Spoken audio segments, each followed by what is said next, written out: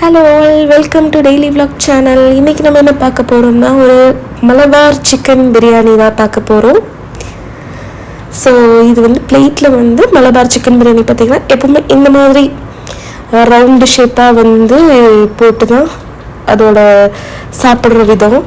So அது பிடிக்காதவங்க நார்மலாக பார்த்திங்கன்னா என்னோடய பக்கத்து பிளேட்டில் அது வந்து என்னோடய அத்தை அவங்க வந்து நார்மலாக பிளேட்டில் போட்டு சாப்பிடுவாங்க. ஆனால் எனக்கு பார்த்திங்கன்னா இந்த மாதிரி வந்து கப்பில் வச்சு இந்த மாதிரி இந்த ஷேப்பில் போட்டு அந்த தயிர் வச்சு சாப்பிட்டா அவ்வளோ சூப்பராக இருக்கும். இது எங்கள் அம்மாவோட ஸ்பெஷல் பிரியாணி, அவ்வளோ சூப்பராக இருக்கும். என்னோட ரொம்ப ஃபேவரட்டான பிரியாணி எங்கள் அம்மா பண்ணுறது. ஸோ எல்லா ஸ்டெப்புமே மேக்ஸிமம் நான் கவர் பண்ணியிருக்கேன். நீங்கள் இதே மாதிரி ட்ரை பண்ணி பாருங்கள். ஸோ ஃபஸ்ட்டு வந்து நம்ம இந்த சிக்கனுக்கு ஒரு பேஸ்ட் ரெடி பண்ணணும். நான் வந்து இங்கே 3/4 கிலோ சிக்கன் எடுத்திருக்கேன். அதனால் வந்து பூண்டு, இஞ்சி வந்து கொஞ்சம் ஸ்லைஸ் பண்ணிட்டு போட்டுக்கலாங்கிறதுக்காக மிக்சியிலும் மறுபடியும் எடுத்து வச்சுட்டேன். கொஞ்சம் சின்ன சின்னதாக கட் பண்ணிட்டு அப்புறம் போட்டுக்கலாம் அப்படின்ட்டு. இது வந்து கொஞ்சம் குறைன்னு அரைச்சி எடுக்கணும். இப்போ நான் உங்களுக்கு காட்டுறேன். ஃபஸ்ட்டு அது நல்லா அரைச்சி எடுத்துகிட்டு அது கூடவே வந்து கொத்தமல்லி, புதினா, கருவேப்பிலை இதையும் சேர்த்து நம்ம குறைன்னு அரைச்சி எடுத்துக்கணும். ஸோ ரெசிபி எவ்வளோ ஃபாஸ்ட்டாக கவர் பண்ண முடியுமோ நான் கவர் பண்ணியிருக்கேன்.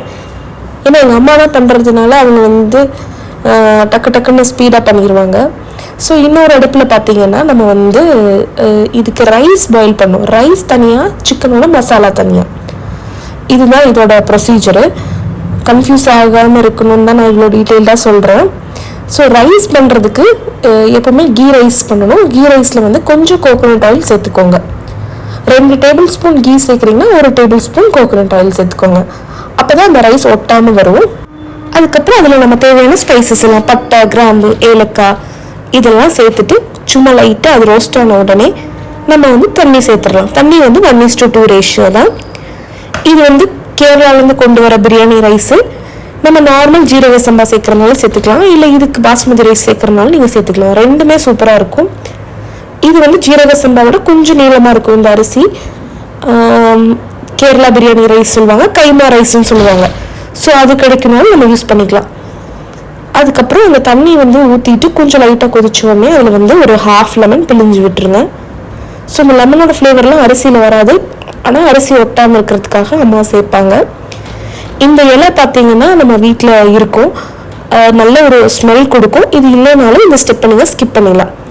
அதுக்கப்புறமா வந்து பிளேட்டை மூடி வச்சிடணும். நான் பிளேட் இப்படி திருப்பி மூடினா அம்மா சொன்னாங்க அப்படி பண்ணக்கூடாது, இப்படி தான் மூடணும் அப்படின்னாங்க.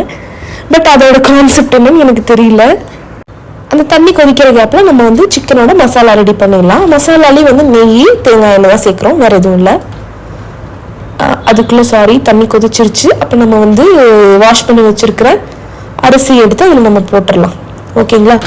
சைட்லேயே எங்கள் அத்தை வந்து வெங்காயம் கட் பண்ணிகிட்டு இருந்தாங்க. அவங்க கட் பண்ணுற விதம் பார்த்திங்கன்னா கையிலேயே வச்சு அவ்வளோ ஃபாஸ்ட்டாக அவ்வளோ நைஸாக அறிகிறாங்க.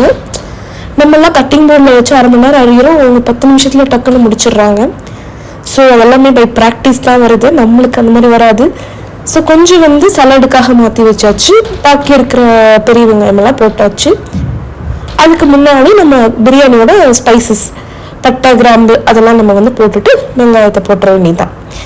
அதுக்கப்புறம் தக்காளி அரிஞ்சிட்ருக்காங்க. இப்போ இந்த வெங்காயம் நல்லா கொஞ்சம் வதங்கினதுக்கப்புறமா நம்ம தக்காளியை சேர்த்துக்கலாம். அவங்க தக்காளி அரியிற விதம் பார்த்திங்கன்னா அதுவுமே கையில் தான் அரியிறாங்க. ஒரு விரலில் வச்சு அப்படியே ஃபுல்லாக ஸ்லைஸ் பண்ணுறாங்க. ரொம்ப பொறுமையாக கூட ஸ்லைஸ் பண்ணல, அவ்வளோ ஃபாஸ்ட்டாக கட் பண்ணுறாங்க.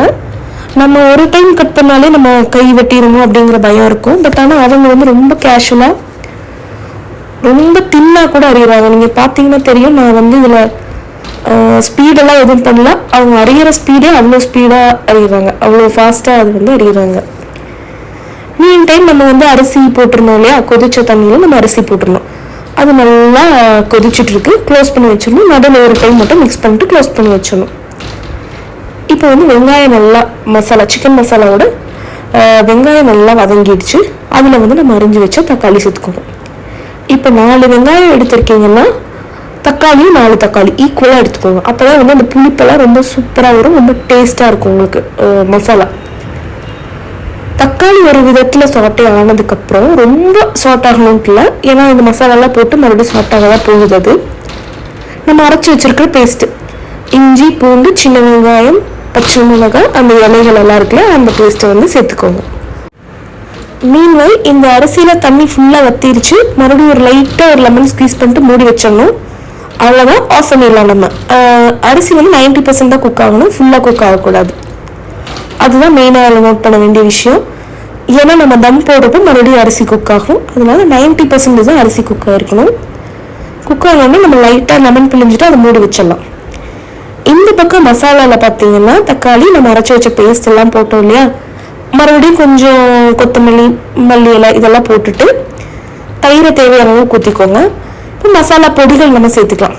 இதில் மல்லிப்பொடியெலாம் எதுவுமே சேர்க்கக்கூடாது. மிளகா பொடி, சிக்கன் மசாலா, பிரியாணி மசாலா, அவ்வளோதான். இது 3 தான் சேர்க்கணும். கொஞ்சமாக சோம்புத்தூள் சேர்த்துக்கலாம். அந்த பச்சை கலரில் இருந்துச்சுன்னா அது வந்து சோம்புத்தூள். ஸோ இந்த பொடி எல்லாம் உங்களுக்கு என்ன மெஷர்மெண்ட் நீங்கள் சேர்ப்பீங்களோ அதில் சேர்த்துக்கலாம்.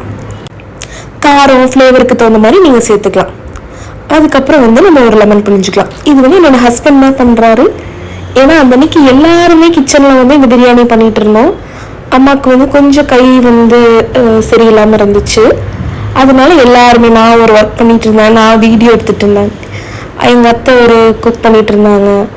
அதனால எல்லாரும் சேர்ந்து அன்னைக்கு குக் பண்ணோம். ரொம்ப சூப்பராக இருந்துச்சுங்க பிரியாணி. அந்த மாதிரி எல்லாரும் சேர்ந்து குக் பண்ணி சாப்பிட்றப்போ ரொம்பவே நல்லாயிருக்கும் அந்த டிஷ்ஷு. இதே மாதிரி நீங்களும் ட்ரை பண்ணுங்க கண்டிப்பாக. இப்போ நம்ம வந்து அந்த மசாலா நல்லா சாட் ஆனதுக்கப்புறமா சிக்கன் கழுகி வச்சது சேர்த்துக்கலாம். இது வந்து எங்கள் அத்தை சைட்லேயே ரெடி பண்ணிட்டாங்க. அது ஒரு சிக்கன் குழம்பு மாதிரி ரெடி பண்ணிட்டாங்க. குழம்பு இல்லை, சுக்கா மாதிரி ரெடி பண்ணிட்டாங்க. சாரி, நான் நடுவில் ஒரு கால் போயிட்டு வரதுக்குள்ள இவங்க தம் போட்டாங்க, அவ்வளோதான். பட் ஆனால் எந்த ஒரு ரெசிபியும் எந்த ஒரு இன்க்ரீடியன்ஸுமே ஆட் பண்ணல. ஸோ ஃபஸ்ட்டு லேயர் வந்து சிக்கன், மேலே வந்து ரைஸ் போட்டு கொஞ்ச நேரம் வந்து தம் போட்டு எடுத்துட்டோம்னா இந்த மாதிரி உங்களுக்கு ரெடி ஆயிரும். ஸோ இதை வந்து நீங்கள் வந்து ஒரு சர்விங் பவுலில் போட்டு பிளேட்டில் போட்டாலும் சரி, இல்லை இது மாதிரியே நீங்கள் வந்து பிளேட்டில் எடுத்து சர்வ் பண்ணி சாப்பிட்டாலும் சரி, டேஸ்டியான ஒரு சூப்பரான மலபார் சிக்கன் பிரியாணி ரெடி. இதில் உங்களுக்கு ஏதாவது டவுட் இருந்தால் கீழே கமெண்ட் பண்ணுங்கள். இந்த வீடியோ பிடிச்சிருந்துச்சுன்னா கண்டிப்பாக இந்த வீடியோவை லைக் பண்ணுங்கள், என்னோட சேனலை சப்ஸ்கிரைப் பண்ணுங்கள். தேங்க்ஸ் ஃபார் வாட்சிங். இன்னொரு வீடியோவில் பார்க்கலாம்.